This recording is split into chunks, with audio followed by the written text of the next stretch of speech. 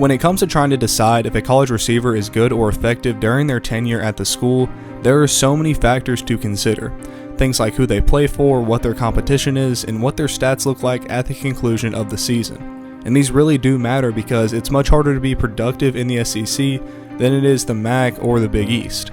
But there comes a point when someone's numbers are so astronomical that we as the viewer have no choice but to sit back and be impressed. Enter Troy Edwards, who played receiver for Louisiana Tech from 1995 to 1998 and had one of the most statistically prolific careers that we will ever see, yet, from what I could find, has not gotten the exposure and recognition he deserves. In this video, we highlight one of the most incredibly productive careers in college football history. So let's get into it.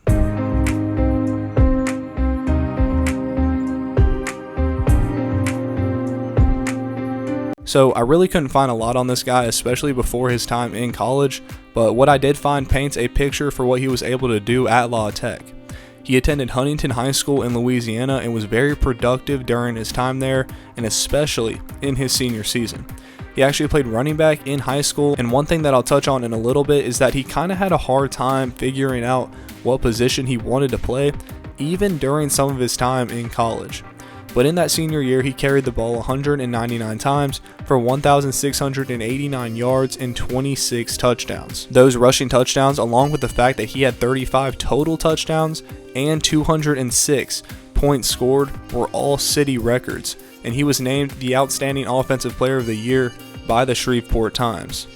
Now, I couldn't find exactly what schools were recruiting him, but I do know that he was being pursued on a national level.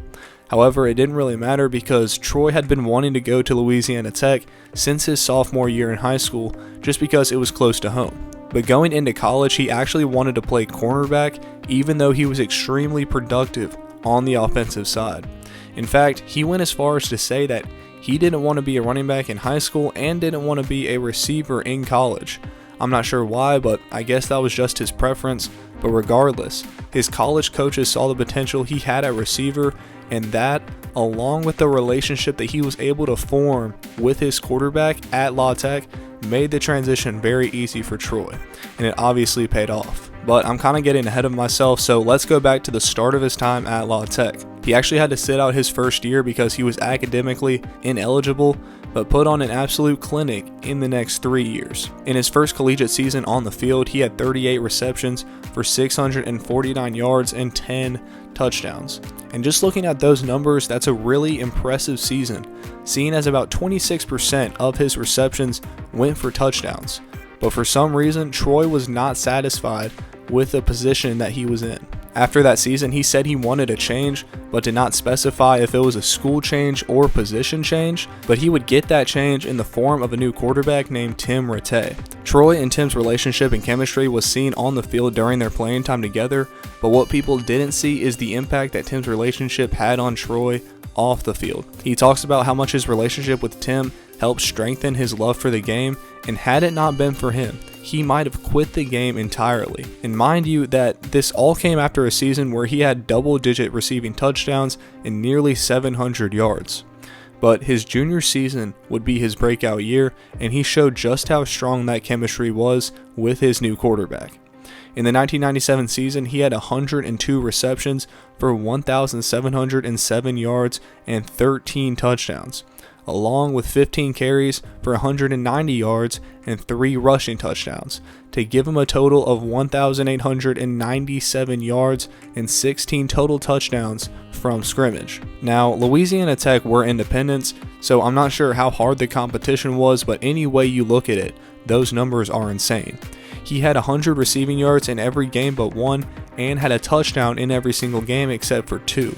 So not only was he putting up these amazing numbers, but he was doing it so consistently that La Tech was able to count on him week in and week out, no matter what the circumstances were. But as great as that season was, he somehow found a way to top that in his final season with the school. Tim Rattay was going into his junior year and Troy was going into his senior year, and their relationship was as strong as ever, which was evident off the field and very much on the field. In the season opener versus a very good 4th-ranked Nebraska team, Troy had the greatest start to a season ever for a receiver when he snagged 21 receptions for 405 yards and 3 touchdowns.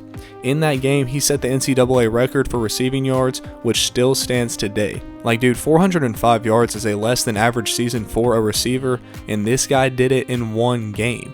Unfortunately, Louisiana Tech would lose that game, so the fact that he had cemented his name in college football history was a little overshadowed by the L, but both him and Tim Rattay would come to realize just how special of a performance he just put on, and he followed that game up by continuing to dominate throughout the rest of the 1998 season. He would end that year with 140 receptions for 1,996 yards and 27 touchdowns. That receiving performance right there is arguably the greatest of all time because he set the record for most receiving touchdowns in a season, had the second most yards for a receiver in a season, and those 140 receptions are tied for the 5th most all time.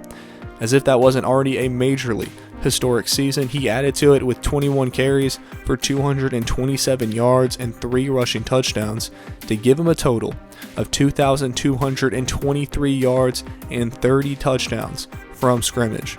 But it doesn't end there because on special teams, he had 16 kick returns for 326 yards and 13 punt returns for 235 yards and a touchdown. I mean, the numbers just speak for themselves. That season right there will forever be one of the greatest performances we will ever see from a player in general, and in my opinion, is the greatest season that we've ever seen from a receiver. He was a first-team All-American and won the Biletnikoff that year as well, and overall had one of the most productive college football seasons ever. Sadly, Louisiana Tech would go 6-6 in that year, so it was a very mid-season from a team standpoint, but their schedule was not easy or a walk in the park by any means. Notable opponents include Auburn, an 18th ranked Texas A&M, an 11th ranked Tulane, and the 4th ranked Nebraska team that they played in the season opener when Troy put up over 400 yards. But despite the average season from the team, the highlight of the year was Troy, who was extremely consistent and productive throughout the whole season. Even beyond that last season, he had one of the best careers from a receiver standpoint, as he finished his college career with 280 receptions for 4,352 yards and 50 receiving touchdowns. Those yards are the 11th most all time, and the touchdowns are 3rd most all time. So no matter what way you look at it, though his final season was a big chunk of his career stats, he had one of the best tenures we'll ever see from a receiver. He would go on to be picked 13th overall in the 1999 draft by the Steelers, and like so many cases, he did not have the NFL career that a 13th overall pick should have. He actually had a pretty good rookie season with Pittsburgh, as he had 61 receptions for 714 yards and 5 touchdowns. But after that year, his numbers took a very noticeable dip. Over the next 2 seasons, he was passed on the depth chart by guys like Hines Ward and Plaxico Burress, who was the team's first-round pick the year before.